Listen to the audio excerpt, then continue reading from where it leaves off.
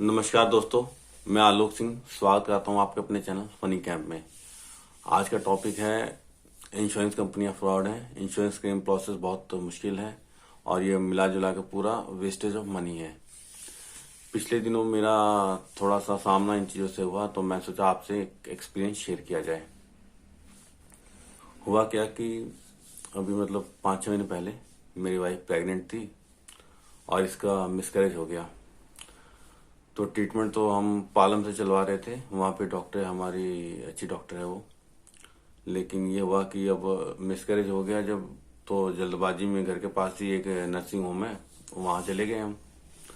वो भी छोटा मोटा नर्सिंग होम नहीं है, बहुत बड़ी बिल्डिंग है और बहुत फर्नीचर वगैरह बहुत अच्छा है, इंटीरियर वगैरह बहुत अच्छा है और फीस बहुत मोटी फीस है डॉक्टर की।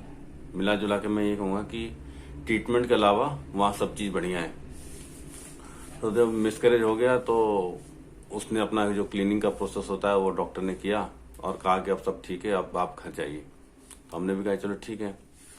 तो हम घर आ गए तो 1-1.5 महीने बाद क्या हुआ कि वाइफ को थोड़ी सी ब्लीडिंग स्टार्ट हो गई। तो अब किसी भी चीज में जब ब्लड जब आ जाए तो इट मीन्स कि केस अब बिगड़ गया है। ब्लीडिंग अपने आप में बहुत सेंसिटिव चीज होती है। तो हम दोबारा उसी डॉक्टर के पास गए, घर के पास। तो उसने कोई दवाइयाँ जब देती थी वो, तो 3-4 दिन ब्लीडिंग बंद होती थी और कभी कभी दवाइयाँ ऐसी देती थी कि मतलब 15-20 दिन भी ब्लीडिंग बंद होती थी। तो ऐसे ही ब्लीडिंग बंद होती रही। तो अब ऐसा टाइम आ गया कि 1-1.5 महीने तक ब्लीडिंग हुई नहीं। तो हमने कहा चलो अब तो ठीक हो गई। और इस दौरान मतलब 3-4 महीने बीत गए और काफी पैसा भी बर्बाद हो गया हमारा। तो फिर इसी बीच इसको मैके जाना पड़ा मेरी वाइफ को। तो मेरी वाइफ मैके गई और वहां पे जाके 1-1.5 महीने तो ठीक रहा, लेकिन दोबारा प्रॉब्लम स्टार्ट हो गया। अभी मुझे फोन पे गए और मैं परेशान। तो अब मैंने क्या किया कि अब मैंने भी थोड़ी गलती कर दी, मैं अपनी मानता हूँ अपनी गलती। जितनी दवाइयों की डॉक्टर ने जो दवाइयाँ दी थी इन सब की मैं फोटो खींच के इसको भेजता था और ये मार्केट से दवाइयाँ लेके खाती थी। अब होता क्या है कि ये जो दवाइयाँ होती हैं नर्सिंग होम में, जो डॉक्टर दवाइयाँ देते हैं, अगर आप बाहर लेना चाहेंगे तो मिलेंगी भी नहीं। इस नाम से एकदम अलग ही नाम से बिकती हैं दवाइयाँ। अब वहाँ मिले ना, और जो केमिस्ट वाला, वहाँ का जो केमिस्ट वाला वही कहे कि हाँ ये दवाई इसमें काम करेगी, आप ये दवाई खा लो। अब ये दवाई खा ले भाई, मजबूरी में क्या करें। अब वहाँ के जो डॉक्टर्स हैं वहाँ ये जाए ना डॉक्टर के पास, किसी पे विश्वास करे ना। थोड़ा सा कॉन्फिडेंस लेवल भी डाउन हो गया था क्योंकि अब ब्लीडिंग लगातार चल रही है 3-4 महीने से, तो आदमी का कॉन्फिडेंस लेवल डाउन हो जाता है, एकदम नर्वस हो जाता है आदमी। तो इसके साथ भी वही हो रहा था और मैं यहाँ था, मैं परेशान था। तो एक तो दवाइयाँ नहीं मिल रही थी और दूसरी की मैं दवाइयों की फोटो खींच के भेज रहा था, जो कि अपने आप में गलत है। डॉक्टर से पूछ के दवाइयाँ देनी चाहिए। तो दोनों कई चीजें गलत हो रही थी। और मैं यूट्यूब पे देख देख के कि ब्लीडिंग क्यों आती है लेडीज को, काफी चीजें आ रही थी उसमें, किडनी से रिलेटेड आ रही थी और भी कई चीजें। मैं परेशान था। चलो कोई नहीं, अभी आई। तो जिस दिन ही आई उसी दिन मैं इनको अपने पालम वाले डॉक्टर के पास लेके गया और मैंने कहा कि ऐसी सी बात है। उन्होंने कहा कि कोई मिसकैरेज वगैरह का सीन था क्या। मैंने अपने मन में कहा कि यार वो तो काफी पुराना केस है, वो तो होगा नहीं। मैं कहा नहीं वो तो नहीं है मैडम, ऐसी आ रही है ब्लीडिंग। फिर रॉन्ग इन्फॉर्मेशन में डॉक्टर को दी। अब उसने क्या किया कि अब एक अल्ट्रासाउंड किया, वो अल्ट्रासाउंड नॉर्मल आया। वो तो आना ही था नॉर्मल, क्योंकि इन्फॉर्मेशन ही गलत दी थी हमने। अब उसने भी अपना ट्रीटमेंट स्टार्ट किया। अब वही हो, फिर 3-4 दिन ब्लीडिंग बंद हो, 5-6 दिन ब्लीडिंग बंद हो, फिर से हो ब्लीडिंग। ये भी 1.5-2 महीने का प्रोसेस चला। तो ये पालम वाली डॉक्टर कह रही कि ऐसा कैसे हो सकता है कि ब्लीडिंग बंद नहीं हो रही है। एक काम करो आप, एक दूसरा अल्ट्रासाउंड कराओ। ये अल्ट्रासाउंड था उससे बड़े लेवल का और थोड़ा भी 2,000 रुपये का। तो वही कराया अल्ट्रासाउंड। अब उसमें वो आ गया मिसकैरेज वाला कि मांस का टुकड़ा एक अंदर है। अब ये डॉक्टर काफी नाराज। अब इसने मुझे काफी सुनाया कि तुमने मुझे रॉन्ग इन्फॉर्मेशन दी, तुम्हें पता था कि ये मांस का टुकड़ा अंदर है, तुम्हें पता नहीं, तुम कैसी दवाई मुझे दिलवा रहे थे। ये अब वो अपने ऊपर ले गए कि मैंने गलत ट्रीटमेंट दिया और इसके जिम्मेदार तुम हो और तुमने मुझे मिसगाइड किया। इसलिए उसने मुझे काफी सुनाया और भाई गलती तो थी हमारी, हमने सॉरी और मांगा उससे। खैर उसने कहा कि मैं कहा अब क्या प्रोसेस है इसका। कह रही अब इसमें सफाई होगी। मैं सफाई होगी, कितना खर्चा है। अब उसने एक अमाउंट बताया मुझे। अमाउंट सुन के मैं तो होश उड़ गया। अब वो करवाना था ही, लेकिन मैं तो होश उड़ गया। अब मैं सोचूं कहाँ से लूं पैसे। अभी कुछ ऐसा हो गया कि जाना था बम्बई और टिकट कट गई मद्रास की।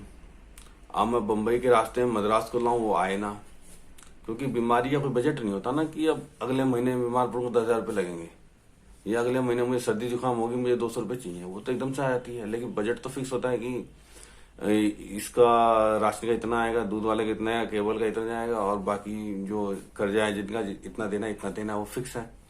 और हुआ भी कुछ ऐसा था कि मैं 3-4 महीने से कुछ लोगों को कह रहा था कि अगले महीने अगले महीने अगले महीने, और ये एक ऐसा महीना जहाँ मैं सोच रहा था कि मैं भी इनको दे दूंगा।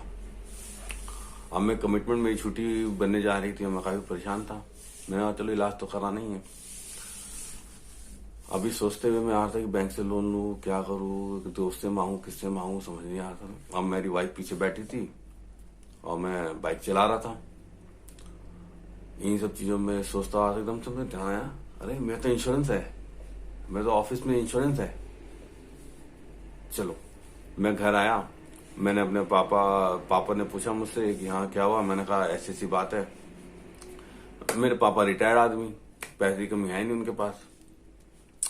उन्होंने अपना एटीएम निकाला, रख दिया मेरे हाथ पे, कह रहे ले बेटा जा कल करा लेना है। क्योंकि हम डॉक्टर का नंबर लेके आए थे, डॉक्टर ने कहा था कि कराना होगा आपको तो ये जल्दी कराना पड़ेगा, क्योंकि पुराना केस हो गया है, तो आप मुझे बता देना आज, फिर कल कर देंगे इसको।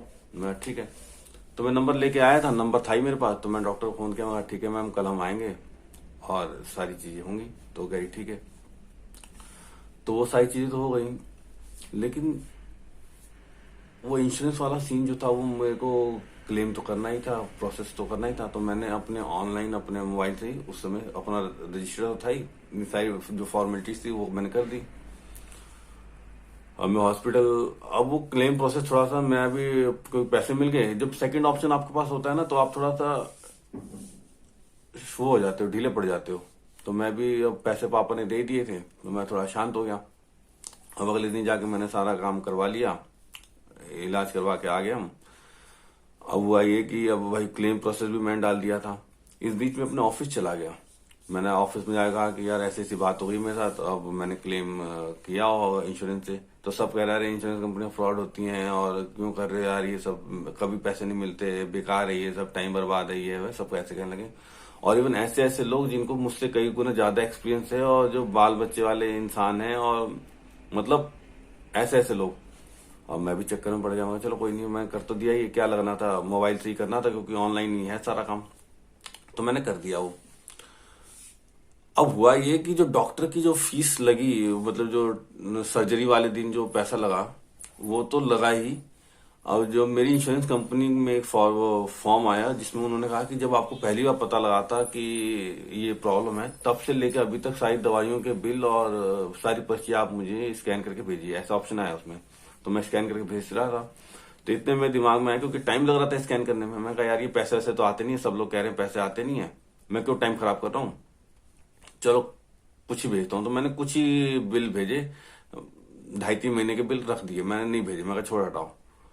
और कुछ दिनों बाद, मतलब वही 10-12 दिन बाद कंपनी का क्लेम आया मेरे पास, ऐसा कि जो हॉस्पिटल में मैंने दिया वो तो आया ही, पिछला भी सारा पैसा मुझे जोड़ के मिल गया। मतलब जितने मैंने इलाज में किया था वो सारा पैसा मुझे जोड़ के मिल गया। तो कितना आसान था ये।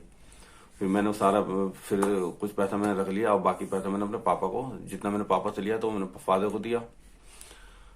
और तो बहुत जरूरी है इंश्योरेंस, तो मैंने किया। बाकी फिर मैं ऑफिस में गया, मैं सबको बताया, सब कह रहे अरे तुम्हारे साथ कैसे हो गया, और इतने गजब के नेगेटिव लोग। उसके बाद भी ये नहीं कह रहे अरे वाह गुड यार तुमने क्लेम ले लिया, नहीं हमें बताओ कैसे होता है, नहीं कह रहे ये तुम्हें मिल गया, बाकी को नहीं मिलेगा, बाकी को नहीं मिलेगा, ये ऐसे मिल गया, तुम्हें मिल गया, पता नहीं कैसे मिल गया, तुम्हारी किस्मत अच्छी थी।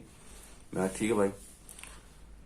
तो यही है कि always stay with positive people, और जहां भी रहिए एक खुशनुमा माहौल बना के रहिए, लोगों में पॉजिटिव एनर्जी स्प्रेड कीजिए, कुछ अच्छा बताइए लोगों को। फिर मैंने भी ऑफिस में गया, मैं भी कई लोगों को बताया इंश्योरेंस कैसे क्लेम करते हैं, ऐप डाउनलोड करके बताया।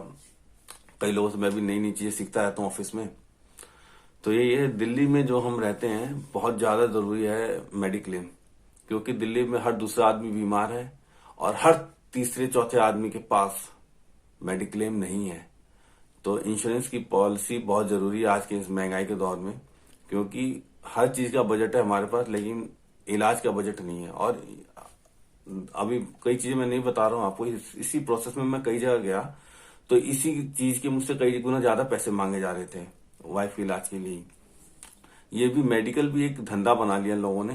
तो इससे बचने के लिए बस एक ही है कि मेडिक्लेम लीजिए और फायदे में रहेंगे आप। मेरी कंपनी 1 रुपए में इंश्योरेंस कराती है, 1 रुपए में। 1 रुपए की वैल्यू क्या है, मतलब कुछ नहीं है, लेकिन 1 रुपए की वैल्यू आपको तब पता लगती है जब आप, ये 1 रुपए आपको हॉस्पिटल के लाखों रुपए के बिल से बचाता है। तो मेरी रिक्वेस्ट यही है आपसे, आप मेडिक्लेम लीजिए।